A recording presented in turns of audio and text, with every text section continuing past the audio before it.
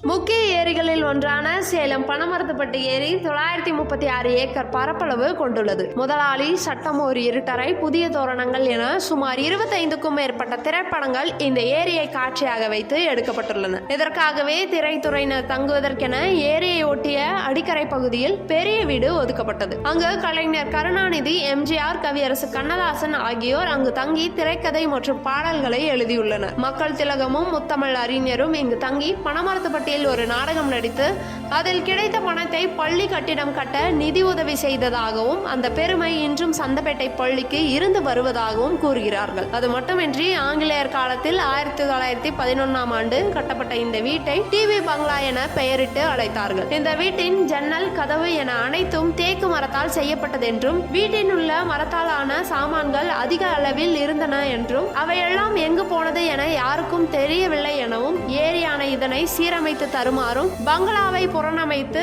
நினைவு சின்னமாக மாற்ற வேண்டும் எனவும் அப்பகுதி மக்கள் கோரிக்கை விடுத்துள்ளனர்.